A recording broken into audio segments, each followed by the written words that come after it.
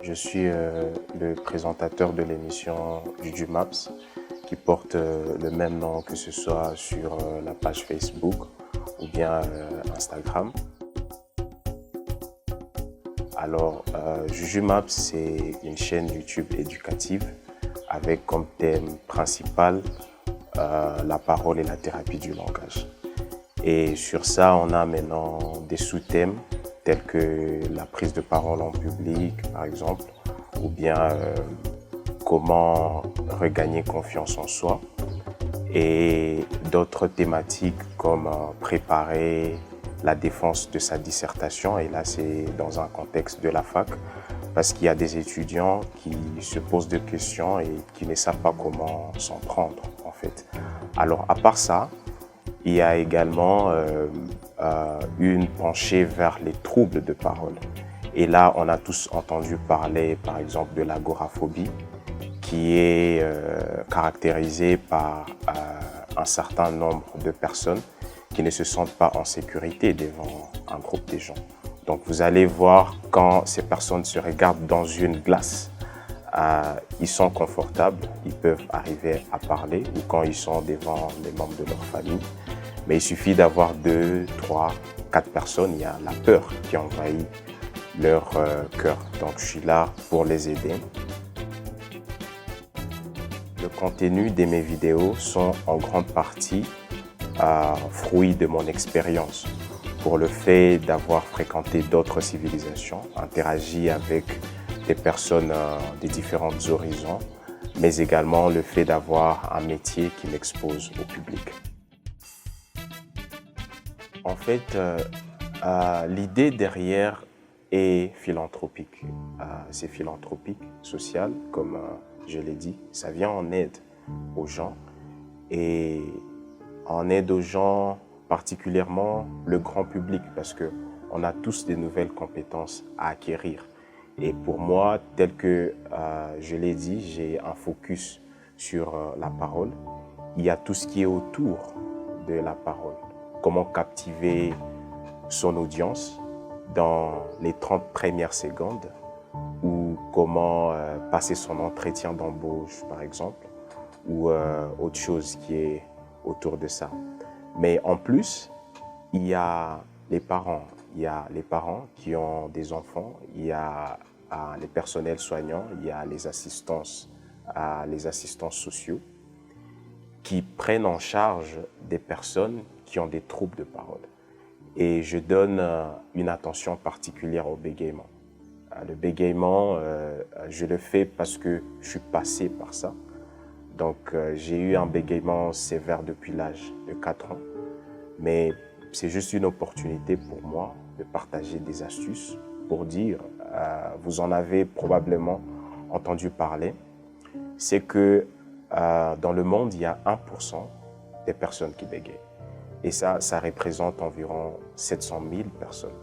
Et quand on voit l'Afrique subsaharienne, ces statistiques vont un peu plus au-dessus, allant de 5 à 10% de la population.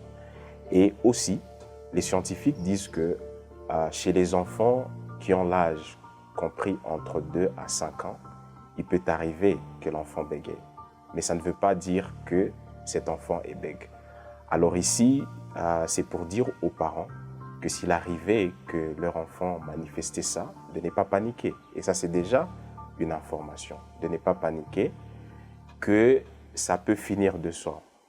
Parce que quand ça va au-delà de 6 mois, c'est quand ça craint. Et là, on peut recommander aux astuces, aux solutions médicales. Mais quand c'est en deçà de 6 mois, c'est juste, ça fait partie du processus d'apprendre à parler. Parce que le langage, c'est un processus.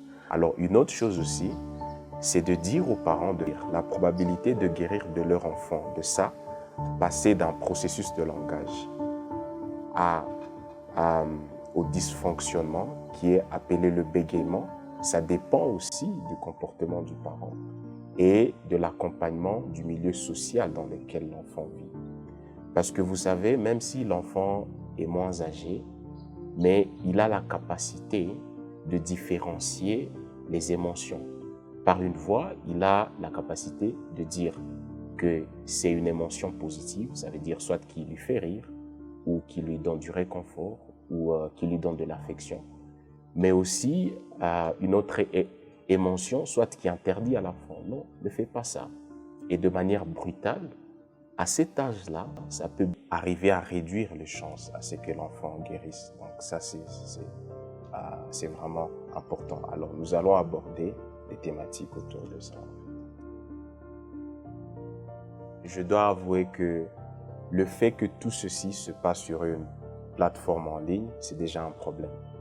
Parce que je suis conscient que ce n'est pas tout le monde qui a des moyens pour avoir de la connexion Internet.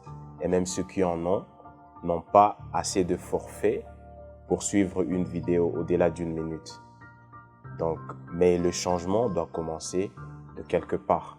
J'ai pas la prétention d'atteindre tout le monde, vu ce premier défi. Et le deuxième défi, c'est le défi de la langue. Mais je m'efforce toujours de combiner. Je fais une vidéo en français avec des sous-titrages en anglais. Et si c'est une vidéo en anglais, avec des sous-titrages en français aussi. Mais au-delà de ça, je sais qu'il y a autre chose qui vont venir, mais ma cible, c'est à différents niveaux. J'ai dit que le premier niveau, c'est le grand public. On a tous des compétences à apprendre. Comment ne pas avoir la frousse, comme quand tu as mis la caméra là-bas. Il y a certaines personnes qui peuvent transpirer, trembler, tressaillir. Donc, c'est la première cible. La deuxième cible, ce sont les personnes qui sont en contact avec la catégorie des personnes qui ont besoin de l'aide. Ça peut être un parent qui a un enfant ou un membre de famille ou un personnel médical, un assistant social qui s'occupe de cette catégorie de personnes qui constitue un blocage au langage. Et pour eux, je leur donne des astuces. Et la troisième catégorie, ce sont maintenant les personnes qui sont affectées directement par ce trouble-là. Quelqu'un qui tremble devant des gens, par exemple, comment il va s'y prendre? Quelqu'un qui bégaye, comment arriver à passer son message malgré ses conditions de handicap. Pour ceux qui sont intéressés à savoir beaucoup plus sur moi, sur mon parcours professionnel, les études que j'ai faites ou la ville dans laquelle je vis actuellement, peuvent aller au côté droit, au-dessus de cette vidéo.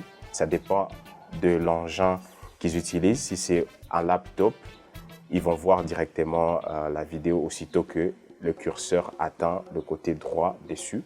Mais si c'est un téléphone portable, ils vont voir soit un point d'exclamation et dès qu'ils vont cliquer là-bas, ils vont voir la vidéo intitulée « Bienvenue sur ma chaîne YouTube ». C'est là où je parle de ces choses, mes loisirs, ainsi de suite, où ils ne peuvent voir absolument rien du tout. Mais dès que leur doigt va cliquer là-bas, ils vont arriver à voir ça. Voilà. Alors, ma chaîne a commencé environ 3 semaines. Et 3 semaines après, quand je jette un regard en arrière, j'ai un sentiment de gratitude. De gratitude envers mon public, parce que c'est grâce à vous que tout ceci est possible. C'est grâce à vous que je me réveille tôt le matin pour réfléchir sur la thématique que je dois aborder, prendre ma plume pour travailler mon script, aller au casting, faire des editing et faire de la promotion. Mais je dois avouer que ça prend du temps quand même. Mais je crois que le fruit est vraiment bon parce que je vois des gens de partout ailleurs qui me suivent et c'est grâce à vous finalement que cette chaîne est possible. Et c'est pourquoi je vais juste placer une phrase en anglais pour mon public qui ne parle pas français. So I just wanted to say thank you and to express how glad and proud I am to have you. And also to say that doing this job, I've come to learn that YouTube is not about the views you have or the followers you get. Instead, it's about how you manage them, your capacity to interact with them. I mean, YouTube as an online platform judges you on the basis on how you appreciate the feedback of your followers, respond to those feedback, and consider.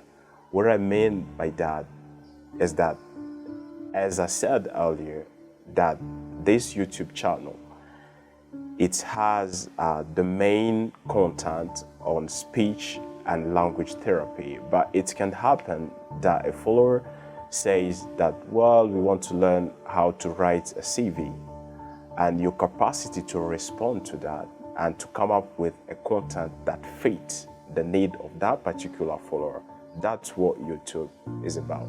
So even though this is a French content, but I just want to say, I just want to tell you to continue watch this video until the end, because it has subtitles in English right below. And if you have not yet subscribed to my YouTube channel, please go right below. You'll see the red button where it is written subscribe to subscribe. Yes, thank you. Pour finir, je vais vous demander de vous abonner à ma chaîne YouTube si vous ne l'avez pas encore fait, parce que j'ai fait une vidéo juste avant pour montrer comment liker mes vidéos, ou quand je demande aux gens de mettre le commentaire juste en bas de la description de cette vidéo. Il y a ceux qui ne le savent pas. Alors, je vais vous placer un défi, c'est de parler de cette vidéo juste à 3 personnes de votre entourage, juste 3. Et eux parleront à 3 personnes de leur entourage, qui parleront à leur tour à 3 personnes de leur entourage, et ainsi de suite. Ça pourra atteindre tout le monde et apporter un changement à la mesure du possible. Merci.